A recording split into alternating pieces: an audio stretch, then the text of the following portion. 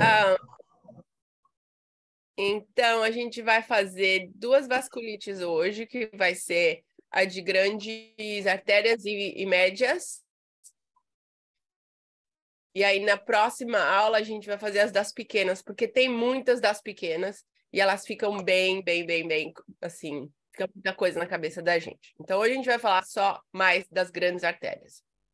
Quando a gente fala de sistêmica vasculite, como vocês podem ver, tem 1 milhão diferentes de tipos, né?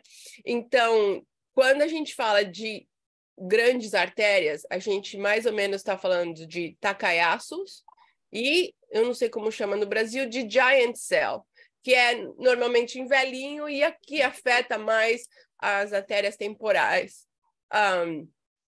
Então, essas são as grandes, de grandes vessels, né? De grandes artérias. Quando a gente fala de artérias de médio tamanho, a gente fala de mais duas, que é a Kawasaki, que é só de criança, e a arteritis nodosa. Valéria, eu não sei como é que vai chamar aí no Brasil essa daí, mas é uma arterite nodosa, tá? E vocês vão ver, ela faz muitos nódulos. Quando chega na parte de small, de pequenas artérias, aí fica muito complicado, porque tem, como vocês podem ter, tem 6 diferentes tipos de vasculite, né? Então, tem a Henoch-Schlein púrpura, tem a vasculite crioglobulinímica, tem a vasculite urticária, e aí tem as mais específicas, que a gente chama de ANCA aqui, né? Que é a poliangelite granulomatosa, a poliangelite granulomatosa eosinofílica, e aí a poliangelite microscópica, tá? Então, depende realmente do tamanho da artéria e o único jeito realmente de saber, se possível, é fazer uma biópsia, né? Principalmente quando a gente está falando das artérias pequenas, porque daí tem muitos tipos diferentes e é bem mais complicado saber e tudo. Então, a gente vai começar hoje com as grandes e as médias, tá? Então, como vocês podem ver, a lista de vasculite é muito grande, né? Vocês também têm aquelas que é... Não sei se vocês têm muito aí o Behçet's. Vocês devem ter alguns pacientes com Behçet's. É uma doença mais rara, que afeta a gente de descendência mediterrânea e do Oriente Médio, né? Mais essa parte do mundo. Cogan Syndrome. Aí depois você tem outras que só um órgão, né? Oh my, não consigo nem falar. A ortite, né? Aí você tem outras que são associadas com outras doenças, como a vasculite de lúpus, a vasculite de artrite reumatoide, a vasculite de sarcoide. E aí também tem outras que são associadas, na verdade, com infecções ou comunicação, tá? A gente vê muita vasculite, né? Sífilis dá muita otite, não é tratada. Espera aí, gente. Vocês estão escutando eu direito? Tá tudo bem aí? Tá tudo bem, sim. Então tá. E aí também tem medicações que podem causar vasculite diferentes, né? E aí também tem uma que é associada com câncer, tá? Então, como eu falei, a vasculite tem muitos tipos diferentes de vasculites.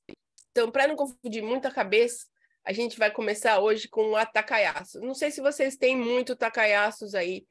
Normalmente o pessoal acaba mais vendo sendo realmente tal. Tem bastante, né? É. Então, ela afeta mais a aorta e os grandes,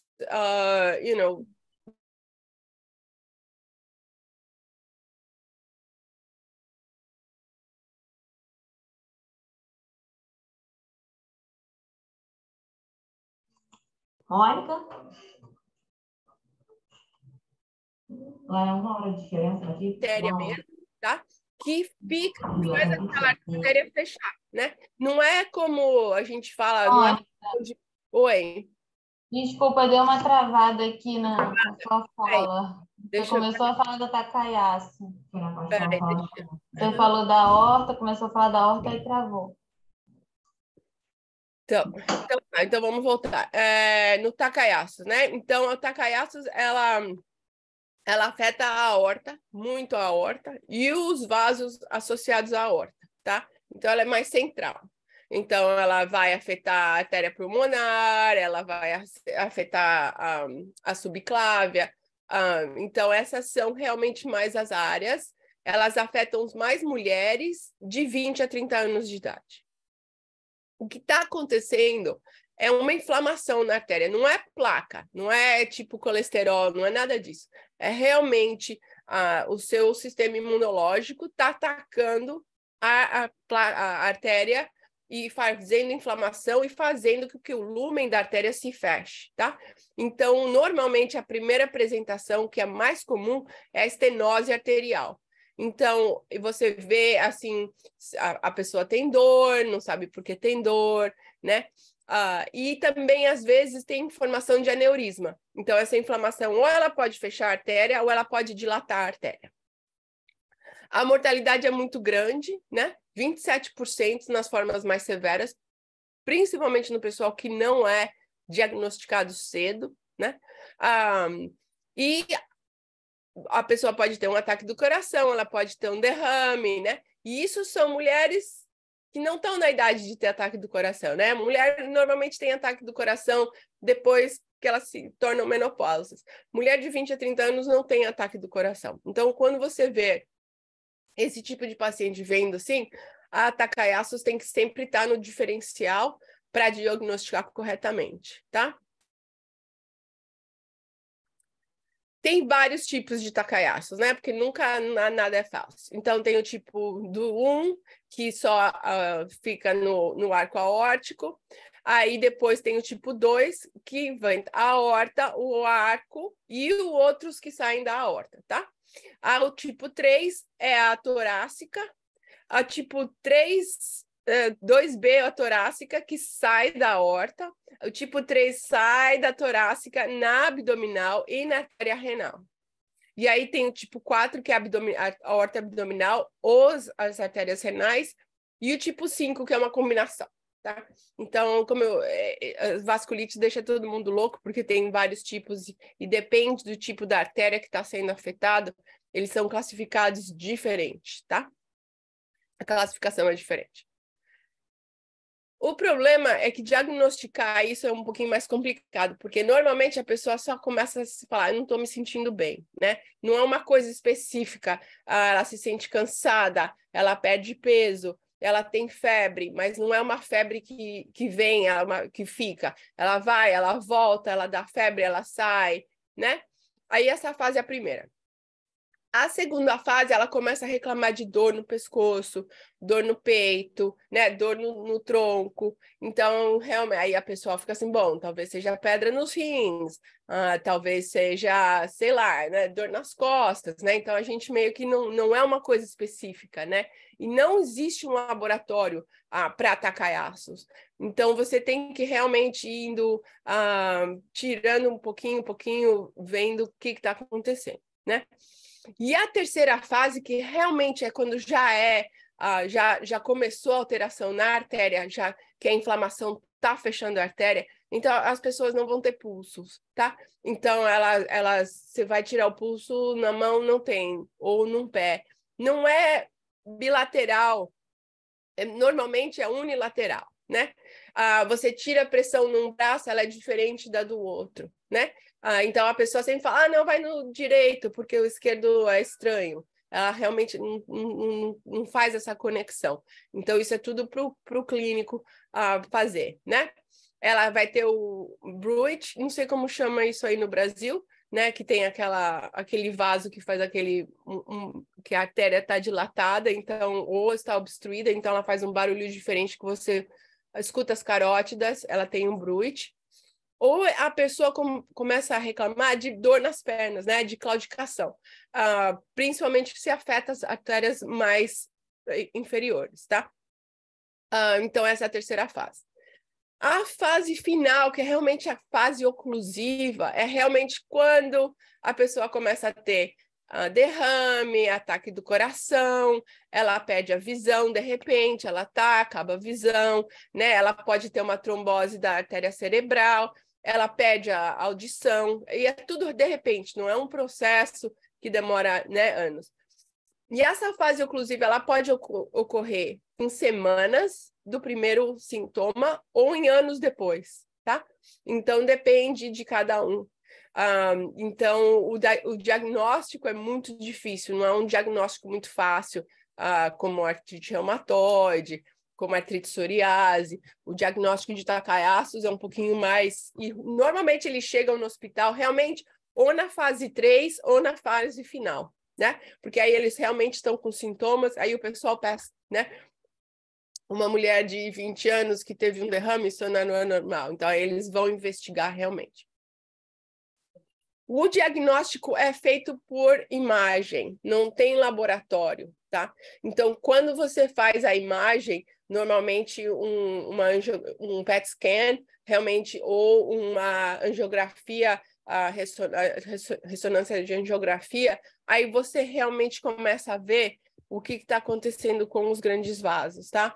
Então, eu não sei se vocês veem aqui, ó, a imagem aqui, ó, você vê várias pedaços que o sangue não está passando corretamente. Então, você vê, ele tem que estar todo pretinho, inteirinho pretinho, se a artéria está aberta. Se a artéria não está aberta, vão existir pedaços que não existe a corrente sanguínea, tá? Então, é isso que eles vão ver aqui. Então, você vê que aqui, nesse caso, a subclávia está super, né, inflamada, porque aqui, ó, nem tem quase passagem de sangue, e aqui são vários pedaços que a artéria está ocluída. Aqui a mesma coisa, você pode ver aqui, ó, a diferença, né? Você vê aqui completamente, você vê bem a corrente sanguínea, e aqui nada, né? Então, você vê, realmente é só no imaging aqui a mesma coisa, e aqui você vê a formação de aneurismas em algumas artérias, tá? Então, não existe laboratório, não existe, tipo assim, porque algumas vasculites, elas vão te dar uma alteração na pele. A Takayasu não dá, tá? A Takayasu é baseado em clínica, o diagnóstico é baseado na clínica e na imagem só. Não tem outro jeito de diagnosticar o Takayasu. É claro, tem uma critério de classificação para o diagnóstico, né? E normalmente você tem que ter 3 diferentes dessa classificação. Então, você tem que ter menos de 40 anos, você tem que ter cansaço, quando você, tipo assim, a pessoa fala, eu levanto meu braço, eu vou pentear meu cabelo e eu não consigo mais pentear meu cabelo. 2 segundos eu preciso abaixar meu braço, né? E aí também o pulso nas artérias braquiais, né? Ou uma diferença de 10 milímetros de mercúrio na pressão entre cada dois armos. E também, como eu falei, o Bruit e também uma arteriografia, tá? Essa é a classificação. Se você tiver 3 pontos aqui, você provavelmente tem o Takayasu. Não sei por que minha conexão hoje não está a melhor, mas tudo bem. O tratamento, esteroide, né? Prednisona para reumatologia é tudo, né? A gente usa até um pouco demais. Então, a gente usa muito corticoide, é a primeira linha de tratamento. Dependendo da severidade da arterite, a gente entra com o ciclofosfamide ou azotiaprina. A gente usa aqui, eu não sei aí, o rituximab e o infliximab são os mais usados, na verdade, para fazer o tratamento. E agora eles estão, às vezes, começando a usar o tocilizumab, e eu não sei se tem aí no Brasil o ustekinumab, que é a Estelara. Valéria, vocês usam essas medicações aí? Você que ficou lá, que usa o infliximab, esse infliximab, metroxato, tocilizumab. Eu não tenho vivência lá no centro de infusão, mas o que aqui na enfermaria é os corticóides, o ciclofosfamida, a azatioprina, mas os outros é tudo de nova infusão. Então, isso é tratamento para a vida, né? Não para, né? Então, a pessoa começa com 20 anos, ela vai estar... O tratamento realmente não existe... Falar assim, depois de 3 anos a gente para o tratamento. Não existe essa data de validade com o Takayasu's, tá?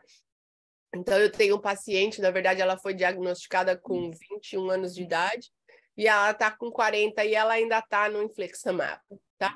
Então, isso é um tratamento, uma doença sistêmica que é para o resto da vida, tá?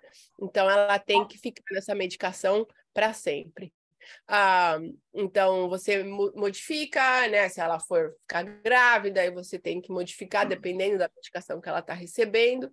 Mas essa, mais ou menos, é a linha de tratamento da Takayasu's, tá? Mônica, nós temos tem uma paciente aqui chamada Josiane, que, assim, tem 4 anos e meio que eu trabalho na Reumato. E, assim, ela, o prognóstico não é dos melhores. Não. Cada vez que ela interna, ela está pior. Sim, porque cada internação dela, ela tá piorando. É difícil porque eles reciclam o tratamento, né? E se a pessoa não segue o tratamento, a doença volta, né? Então, como eu falei, essa menina, ela vem a cada 6 semanas, ela toma infliximab, né? Então, você tem que ser religioso, o tratamento não para. E se eles não estão tomando o tratamento, então o problema é que você imagina que, principalmente, se você está bloqueando os vasos do braço, né?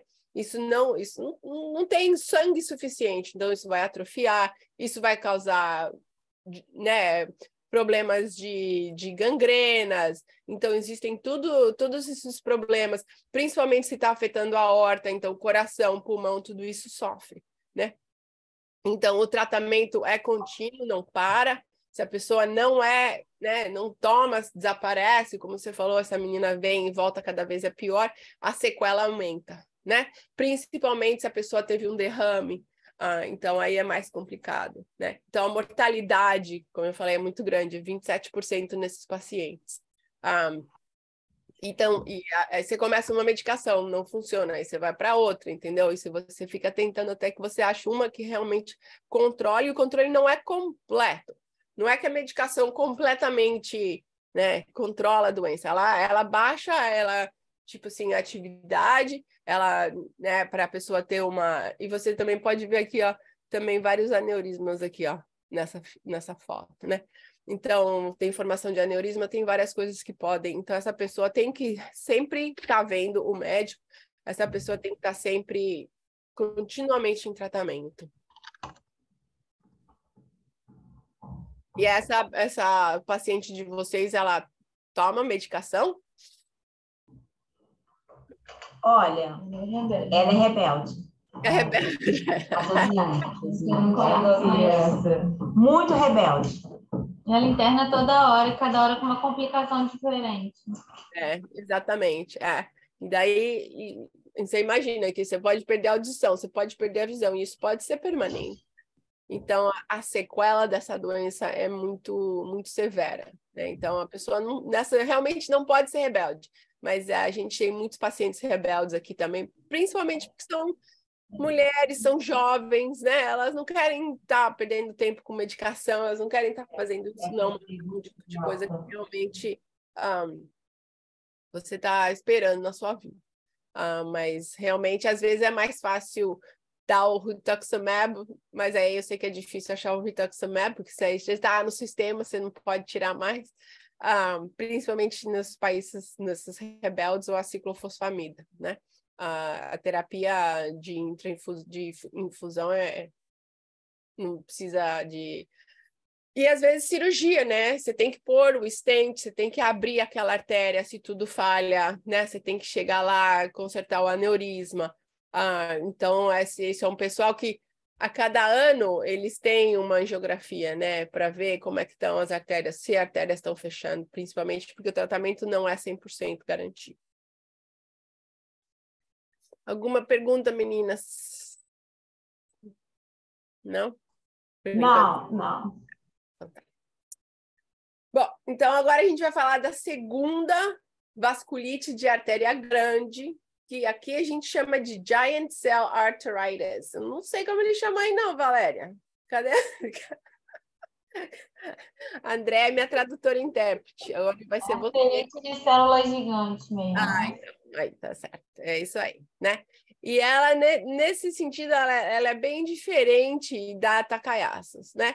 Então, ela, como a Takayasu's, ela afeta artérias de grande porte e às vezes de porte médio, né? Mas a idade é diferente, então é de 60 para cima, né?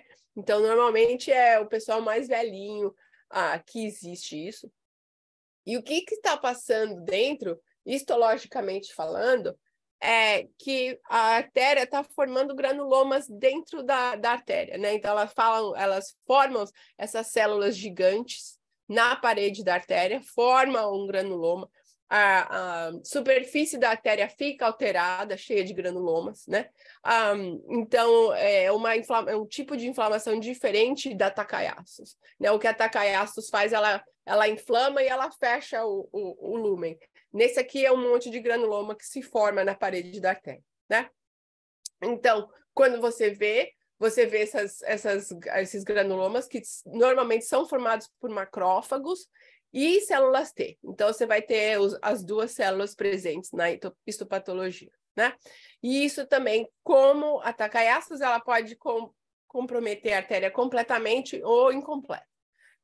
Então, normalmente, diferente da Takayasu's, que tem a fase 1, fase 2, isso é muito de repente, assim, né? A pessoa acorda, ela tá com uma dor de cabeça horrível, ela perdeu visão no olho, ela tem dor na mandíbula.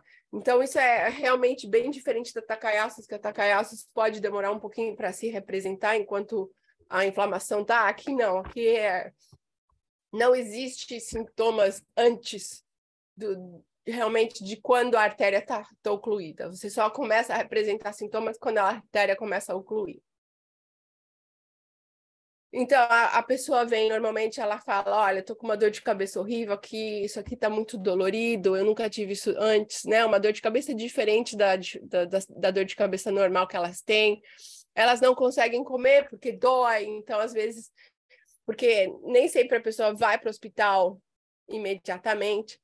Então, às vezes, elas insistem, então elas podem perder um pouquinho de peso, elas vão se sentir cansadas, às vezes, raramente febre, tá? Raramente. Então, quando eles apresentam, normalmente eles apresentam no oftalmologista, porque eles vão ter mudanças na visão, tá? Então, pode ser unilateral, pode ser bilateral, ou elas podem ter elas ficam estrábicas, elas ficam com double vision, tá? Eu tive uma paciente que ela não tinha dor, ela não tinha nada, a única coisa que ela tinha é que ela acordou um dia e ela estava com tipo estrábica. Ela não sabia por quê, ela já tinha 77 anos, ela não tinha sido estrábica a vida inteira. Foi no oftalmologista, o oftalmologista falou assim, vai direto para o reumatólogo, tá? Então, e às vezes tem paciente que só perde visão periferal, visão central, porque está afetando, na verdade, a artéria da retina, né? Então, não é só aqui, mas realmente várias artérias dentro da cavidade do crânio. As pessoas podem ter o TIA, que a gente chama aqui, que é aquele derrame temporário. Como que chama aí no Brasil? Ataque isquêmico transitório? Isso mesmo. Podem ter um derrame ou microembolismo, né? A pessoa começa a ter derrames bem pequenininhos, tá? Então, essa normalmente é como a pessoa chega, como ela é afetada. O diagnóstico é por biópsia, tá? Pode ter o sintoma que for, mas você não consegue realmente diagnosticar essa sem a biópsia. A biópsia é mandatória, é parte do diagnóstico. Então, porque dor de cabeça pode ocorrer de qualquer maneira. E interessante, se você fizer uma angiografia ou se você fizer um PET scan, não vai aparecer, vai ser normal. O único outro método de imagem que funciona para o Giant Cell é o ultrassom. Então, se você fizer o ultrassom das artérias temporais, eles vão ver a inflamação nas artérias, mas não pega. Se você fizer o que a gente chama aqui de MRA, que é a ressonância com angiografia, não aparece, ela é normal, tá? Então, ou a biópsia ou o ultrassom. Se o ultrassom for positivo, eles vão fazer a biópsia, você precisa comprovar isso, tá? Vocês vão ter marcadores de inflamação muito altos, 100, 120, 130. São muito altos esses marcadores de inflamação. Você vai ter anemia de doença crônica. As plaquetas vão estar bem elevadas, tudo isso por causa da inflamação, né? O fígado também, como se fala, as enzimas do fígado, TGO, vai tudo estar elevado, mas você pode ter tudo isso. Se você não ter a biópsia, você não consegue comprovar que realmente isso é a Giant Cell. Mônica? Oi. Essa biópsia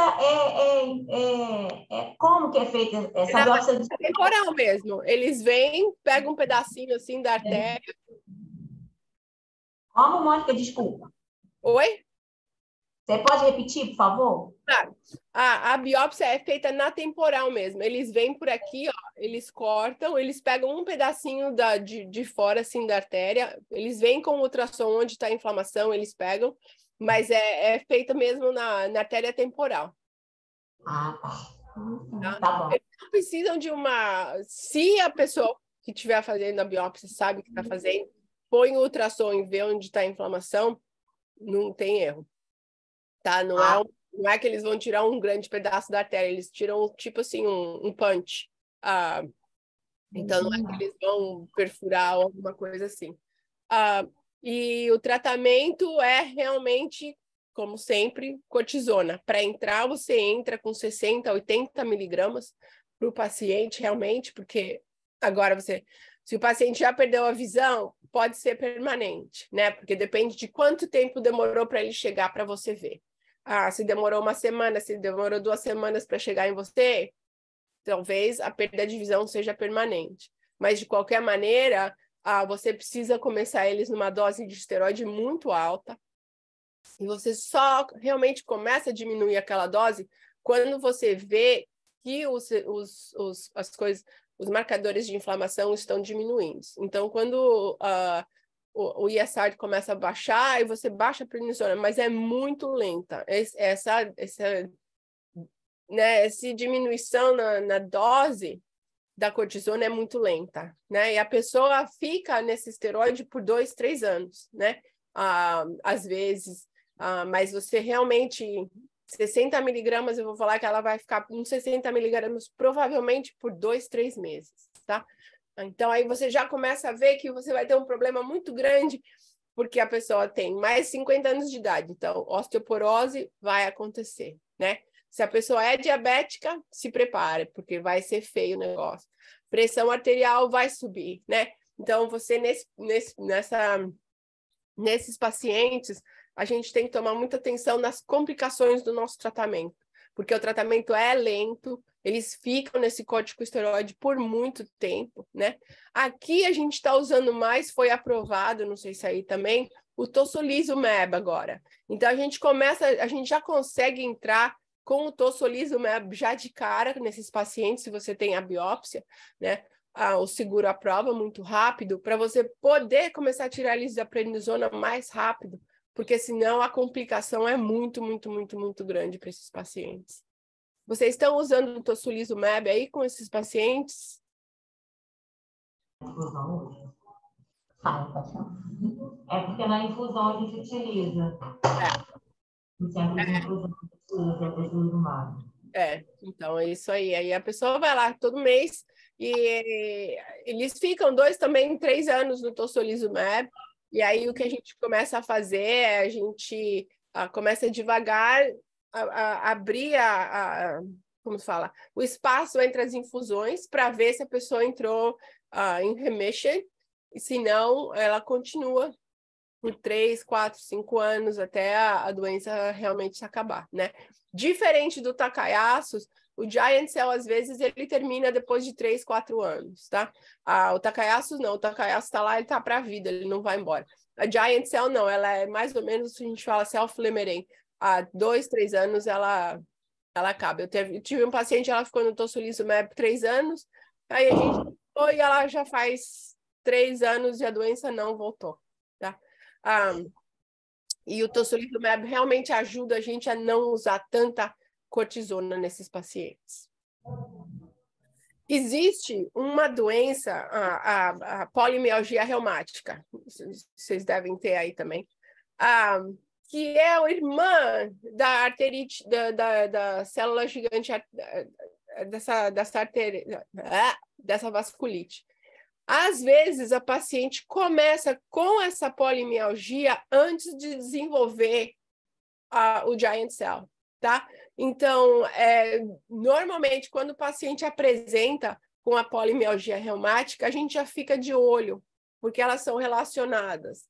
Então, se a pessoa apresenta com a polimialgia, ela pode desenvolver. Mais ou menos 30% a 40% de pessoas com a polimialgia desenvolvem essa célula gigante, a arterite de célula gigante, tá? Então, elas são bem relacionadas. Eu esqueci de falar do PMR aqui, mas normalmente o pessoal acorda um dia, estava bem no dia anterior, e eles não conseguem se mexer. Afeta o ombro, afeta a cadeira, a pessoa se sente assim, super fraca, né? Não é uma miosite, realmente é só o músculo que está inflamado, mas ele não tem alteração. Aí você faz o laboratório e os marcadores de inflamação estão super altos, tá? Então, às vezes, essas pessoas realmente, com essa polimialgia, podem desenvolver o Giant Cell e vice-versa. O pessoal com o Giant Cell pode desenvolver a polimialgia. Elas são duas doenças que elas são bem relacionadas mesmo, tá? Alguma pergunta, gente? Tá tudo bem, tudo certo. Então, agora a gente vai mudar para as vasculites de veias menores, tá? Então, a primeira é essa poliarterite nodosa. Deve ser o mesmo nome aí, imagino, tá? O PAN. Tá. Ela é muito rara, raríssima, tá? E é muito difícil de diagnosticar essa meleca dessa doença, tá? Demora anos, às vezes, para a pessoa ser diagnosticada corretamente. Então, o que está acontecendo? Ela tem uma necrose, né? Então, se você vê a evolução das vasculites que a gente já falou, o Takayasu's, ela é uma inflamação realmente da célula. A Giant Cell, ela é a granuloma. Na poliarterite, ela é necrotiza, tá? Ela é uma inflamação necrotizante das artérias dos músculos, tá? De calibre médio e pequeno, tá? E principalmente onde as artérias bifurcam mais ainda, tá? Elas têm essa formação de microaneurismo, né? E às vezes ela pode causar essa ruptura, a pessoa pode ter ruptura, hemorragia, trombose, isquemia, infarto, tudo junto, tá? Então, é uma meleca de uma doença. Normalmente, a pessoa acaba no hospital porque é difícil, como realmente demora muito para diagnosticar esses pacientes, tá? Da onde vem essa doença, né? A maioria das vezes ela é idiopática, ninguém sabe de onde vem, não sabe por que aconteceu, mas às vezes ela é relacionada à infecção, principalmente com as hepatites B e C, né? Então, se a gente pensa, quer dizer, apesar que aqui agora eu faço hepatite B e C laboratório em todos os meus pacientes, porque você nunca sabe, a surpresa é muito grande, assim, principalmente com hepatite C, com o pessoal dos anos 60, né? Eles tomavam muitas drogas aqui, então a hepatite C e sexo sem proteção, então a hepatite C aqui é muito grande o índice de hepatite C.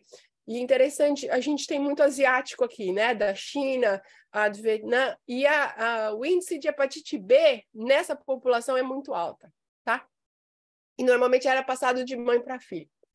HIV dá muito PAN, citomegalovírus também e o parvovírus. Um pouquinho mais raro, mas esses normalmente são as infecções que a gente vê o PAN, tá?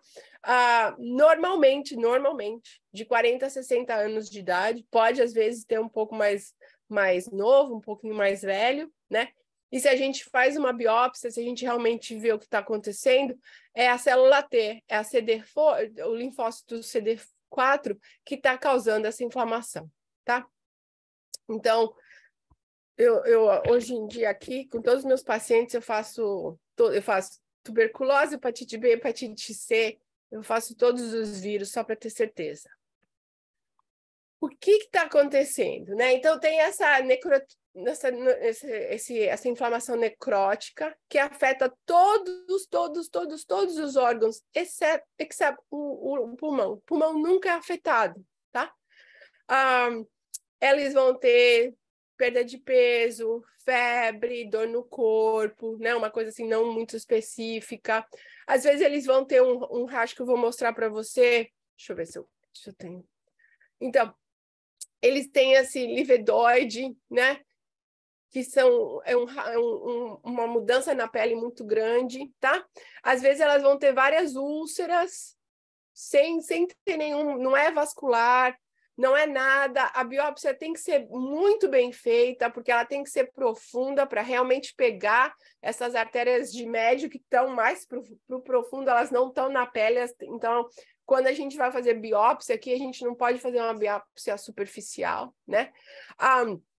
Eles vão ter também descoloração da pele, às vezes das pernas, às vezes do braço, às vezes do corpo inteiro, tá? Elas vão ter essas úlceras e também ela tem o que a gente chama de mononeurite multiplex, que deve ser o mesmo nome aí, imagino, né? Que é quando a pessoa aparece com o foot drop, né? Ou punho ou pé, tá? Então, é uma síndrome muito, assim, ela não faz sentido, né? Ela tá atacando o nervoso, a pele, né? E ela chama poliarterite nodosa porque ela faz esses nódulos, esses pequenos aneurismas nas artérias, tá? Então, você realmente só vê isso quando você faz a angiografia e você vê essa nodularidade realmente nas artérias, tá? Parece uma árvore cheia de fruto, eles falam aqui, tá? Mas essa é a clássica poliarterite nodosa, tá? A pessoa vai ter uma hipertensão horrível que é impossível de controlar, né? Não é aquela hipertensão que você dá o lisinopril, losartan e passa, não. Ela vai estar em 4, 5, 7 medicações diferentes. Ela pode entrar em falha renal. Essa Wunderlich Syndrome, ela é rara, mas ela é quase fatal, tá? Então, a pessoa apresenta normalmente, elas vão para o pronto-socorro, elas estão no hospital, elas vão ter dor muito grande do lado, e elas vão entrar em choque hipovolêmico, tá? Just porque elas começaram a sangrar. A perfuração de intestino, colicistite, pancreatite, apendicite, tá? Tudo isso pode acontecer, então não é uma coisa muito fácil, né? Você entra no hospital com apendicite, você não pensa a pessoa tem poliarterite nodosa, tá? Mas pode acontecer. E como as outras, você imagina que as artérias são afetadas, elas também podem ter bilateral e simétrica, tá? Hearing loss. Então, é diferente do giant cell, que pode afetar um lado, raramente são os dois, mas com a poliarterite nodosa, a perda de audição é bilateral, tá? Então, normalmente, eu gosto desse desenho, porque assim, see, I told you all sick, porque demora, tá? Não é uma coisa que é muito fácil, principalmente se eles aparecem assim com umas úlceras, o pessoal acha que é vascular, essas coisas assim na pele, faz biópsia, não dá muita coisa se não for propriamente feita, né? Então, você realmente tem que pensar, porque a pessoa tem dor de cabeça, ela tem dor no corpo, você não está pensando em poliarterite nodosa, né? Mas aí, quando realmente a doença começa a dar ataque do coração, infarto no intestino, hipertensão, né? Gangrena, essas coisas assim, aí você realmente, né? Aí é o que o pessoal vai pensar. E, tipo, uns 2 meses atrás, mandaram um paciente para mim ver, um jovem, 40 e poucos anos. Ele falou que ele tinha se queimado, que ele estava na motocicleta, ele queimou a pele, e ele desenvolveu várias úlceras. Quase igualzinho que você está vendo aqui. Assim, era impressionante. Ele tinha uma hipertensão desde que ele tinha 15 anos de idade. Não, ele já está com 40, você imagina. Ele estava em 7 medicações de hipertensão e ainda assim a pressão dele estava mais de 200, tá? Então aí você começa a pensar, o que poderia ser? Você faz o laboratório desse paciente, ele é inteirinho normal, não dá nada, não sai nada. Às vezes as inflamações estão mais ou menos, tá? Eles fizeram a biópsia das úlceras, mas foi muito superficial. Então, não foi uma coisa muito... só falou que estava um pouco vascular, mas ela não foi profunda o suficiente para mostrar que realmente o que estava acontecendo. Então, eu tive que mandar fazer realmente uma angiografia de ressonância para realmente ver se era poliarterite nodosa, e realmente foi a poliarterite nodosa, tá? Mas ele já estava assim fazia 2 anos, tá? Então é uma doença que não é rápida, como a Giant Cell ou como o Takayasu, ela demora um pouquinho, tá? Tratamento, né? Oi. Um tempo atrás, no leito 6, uma paciente obesa, apareceu uma jovem com essas mesmas características dessa perna que apareceu aí, e ela disse que começou como se fosse uma queimadura, uma bolha como se fosse uma queimadura. Você lembra dela? Não. Mas era muito sofrimento, porque doía muito, ela disse. E ela tinha essa hipertensão que você está falando. Ela apresentava essa hipertensão, e assim, que eu lembre, assim, foi a única paciente que apareceu com essa vasculite nodosa, que você falou que está aí. É uma coisa muito dolorido, muito dolorido. Não, é uma dor horrível. Ele está na máquina, porque o problema é que aquela secreção que escorria doía demais. Eu lembro dela dizendo que a secreção que escorria, mas doía muito, queimava demais. Sim. E normalmente esses pacientes, principalmente se eles apresentam com essas úlceras, né? Eles vão ver o doutor da vascular, né? Eles vão ver, então eles acham que é uma úlcera vascular. Eles tratam como uma úlcera vascular, mas não faz nada. Não adianta nada, né? Não tem... Aí eu estou me recordando ela dizendo que começou com uma bolha d'água como se fosse queimadura. Exatamente como esse paciente meu. E ele falou, eu acho que eu queimei a pele. Aí depois começa, sabe? Passa para o corpo inteiro, né? Então, eles têm essas manchas, às vezes, quem consegue explicar, né? E às vezes essas manchas, elas abrem em úlceras e elas são extremamente dolorosas. As 2 pernas dela, Mônica, mas estavam lastradas. Que foi assim, um monte de buraco, assim, dá muita dó de ver. Muita dó, porque ela dizendo, é isso mesmo, eu tô vendo ela aí, só não lembro o nome dela, mas eu me recordo perfeitamente dela quando a gente ia fazer o curativo, a dor que ela falava que estava sentindo. Na pele a gente vê, né? Imagina que está acontecendo dentro também do corpo e outros órgãos, né? Exatamente. E, como eu falei, se você não faz uma biópsia profunda para realmente pegar aquele vaso que é de médio porte, que não está na pele, né? Esse vaso de médio porte, ele está para baixo, ele está no músculo. Então, você tem que realmente pegar uma biópsia do músculo, porque lembra, realmente ela fica na artéria muscular, né? Então, a pessoa tem dor, porque a artéria muscular está inflamada, né? Ela tem essa característica de abrir úlceras, né? E aí, se você não faz um angiograma do rim ou alguma coisa assim, você não vai saber, né? Nesse caso aqui, isso aqui é um rim. E aí uma hipertensão que você não consegue controlar, você absolutamente não consegue controlar.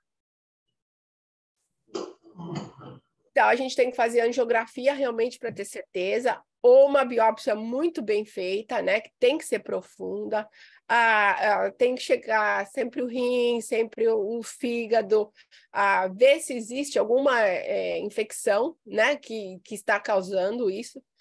E também sempre checa a urina, porque você imagina que essa hipertensão vai acabar com esse rim, né? Então, a falha renal é muito prevalente nesses pacientes. O problema é que o tratamento da poliarterite nodosa não é muito bom, tá? Ou é glucocorticoide, mas você imagina que você não pode dar muito glucocorticoide quando a pressão é 220/10, né? Fica bem complicado para você fazer isso. Normalmente a gente usa o ciclofosfamida aqui. Se existe uma infecção, a gente trata a infecção, se é hepatite B, se é hepatite C, né? E também a gente está usando muito infliximab aqui nesses pacientes. Existem alguns reportes que o infliximab realmente trabalha mais ou menos nesses pacientes, tá? Mas esse é a poliarterite nodosa. Certo? Tudo certo? Então tá. Ó, agora é a segunda então a gente viu 2 vasculites gigantes, a gente vai ver 2 vasculites de médio small vessels, e aí a próxima aula a gente vai ver as de small, porque de small tem quase 7, então tem muita coisa, tá? Então não quis confundir a cabeça de vocês. A Kawasaki é de criança, tá? Normalmente criança de menos de 5 anos. E não sei se vocês lembram, na parte alta do Covid, muita criança estava aparecendo com Kawasaki. Aqui, pelo menos aqui nos Estados Unidos, várias crianças apareciam no hospital. Eles não tinham sintomas de Covid, mas eles apareciam diretamente com a Kawasaki, tá? É mais comum, né? Ele chama Kawasaki porque ela foi identificada no Japão, né? Então eles falam que é mais comum em criança de origem asiática, mas existe aqui nos Estados Unidos, como existe em todos os lugares do mundo, tá? Ela é self-limited, tá? Ela não fica por anos, não é uma vasculite nodosa, ela não é uma vasculite de Takayasu, ela realmente é self-limited. Crianças com menos de 5 anos, mas ela afeta a artéria coronária, né? E se não for tratada, se não for pego muito rápido, o que vai acontecer é que aquela criança vai desenvolver doença cardíaca muito cedo, tá? Com 5 anos, ela já pode desenvolver uma doença cardíaca muito grande por causa do Kawasaki, tá? Vocês veem crianças aí? Não. Não, eu não tenho contato com criança. Normalmente a criança vai ter uma febre muito alta, 38 a 40, né? Elas vão aparecer com aquele olho assim de quem está doente, né? E interessante é que elas vão ter o que a gente chama, então esse aqui é o olho, né? Elas vão ter o lábio fica todo machucado, ele sangra, a língua parece, eles falam de strawberry tongue, que a língua parece um morango, tá? Ela fica toda quebrada, você pode ver aqui, ó, que o lábio tá todo quebrado, ele tá sangrando. Eles vão ter uma linfadenopatia muito grande, gente, parece que eles vão estar com cachumba, literalmente, tá? Então, a linfadenopatia vertical, ela é muito grande, tá? Eles vão ter a mão, como se fala, um rash. Eles têm na sola do pé e na sola da mão, tá? E vão em fases. Então, começa com a febre, aí depois vem o olho, aí depois vem a língua, aí depois eles começam com esse rash aqui, ó, no corpo inteiro, meio que parecendo sarampo, sei lá, uma daquelas doenças de criança, né? E aí ela desenvolve esse rash nas solas do pé e nas solas da mão, tá? Então, aí realmente a mãe normalmente corre para o hospital nessa época, quando tá assim, né? Mas o primeiro problema dela nem é a aparência externa, é realmente porque essa essa vasculite, ela vai afetar diretamente a artéria coronária daquela criança. Seja ela 2 anos de idade, 6 meses de idade, 3 anos de idade, a artéria coronária é o target, objetivo dessa vasculite, tá? De Kawasaki. Então, a criança está muito doente, tá? Isso não é uma coisa assim que a gente brinca muito. O diagnóstico realmente não existe laboratório, não tenho nada que eu possa fazer, isso é Kawasaki. Realmente você faz a observação e os sintomas. Quando você vê uma criança assim chegando no pronto-socorro, principalmente quando você vê o lábio e a língua, é a característica do Kawasaki, tá? Então você pode ver aqui, coitadinho, ele tá com necrose também aqui no olho, tá? Porque a inflamação é muito alta. No olho não, desculpa, no nariz. O tratamento é imunoglobulina, tá? Então, eles dão uma dose muito alta de imunoglobulina. E aí a gente... Mas é imediato. Você dá imunoglobulina para ele, a criança vira, assim, do dia para a noite. O negócio funciona muito, muito, muito rápido. E, normalmente, depois disso, ela se resolve. Mas essa criança, para sempre, vai ter que ver o cardiologista para ver como é que tá? E o reumatólogo, porque ela teve uma vasculite, ela pode desenvolver outra, tá? Então, normalmente, essas crianças que começam nessa idade tão pequena assim, eles realmente têm que ver sempre o cardiologista para o resto da vida, porque às vezes, como se fala, o dano não é reversível, tá? Se a mãe corre para o hospital e é tratado rápido, então tudo bem. Mas se não, aí realmente a gente tem que realmente tratar eles como um homem de 60 anos, né? Eles começam com medicação cardíaca e tudo isso. E com isso a gente termina hoje, porque a semana que vem tem muito para falar, tá? Eu não quis complicar muito a cabeça de vocês, mas a semana que vem tem muita vasculite para falar, que são realmente as mais comuns, são as que a gente vê mais no laboratório, que são as de artérias pequenas, tá? Então, tem os que a gente chama de vasculite de complexo imune, e tem as vasculites da ANCA, que a gente chama aqui, e que cada um deles tem pelo menos 3. Perguntas? Pergunta? Não. Acho que a gente foi perguntando ao longo, né? Agora não vem nada em mente, mas são muitos tipos, né? A gente já viu alguns casos, assim, menos essa, né? Que de criança a gente não teve contato. Mas vira e mexe aparece uma arterite de célula gigante, polioarterite nodosa, Takayasuki já tem até mais, né? Takayasuki é mais... Inclusive, ontem tinha uma paciente internada que Takayasuki teve alta ontem. É bem interessante. Essa questão da biópsia eu não sabia, da área temporal. Também não. Legal. Porque você tem que ter certeza, né, que é o Takayasuki. Porque, vamos falar assim, porque realmente cortisona funciona para quase tudo, né? Então, se a pessoa aparece lá com uma dor de cabeça, você dá cortisona, pode ter sido uma dor de cabeça, migrânia, não sei como fala aí, mas né, a cortisona vai sarar. Então, para você saber realmente se e o importante de saber é porque você tem que saber por quanto tempo você vai tratar aquele paciente. Então, normalmente a biópsia, aqui pelo menos para a gente, ela é mandatória. E até o prognóstico, né, que faz muita diferença.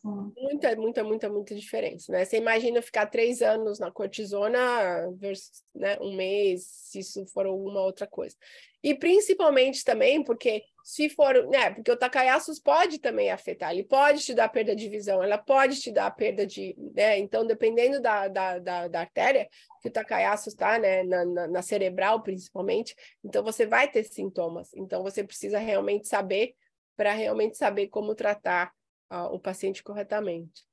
No Takayasuki, é raro que o pessoal vai fazer biópsia, porque você está lidando com a aorta, né?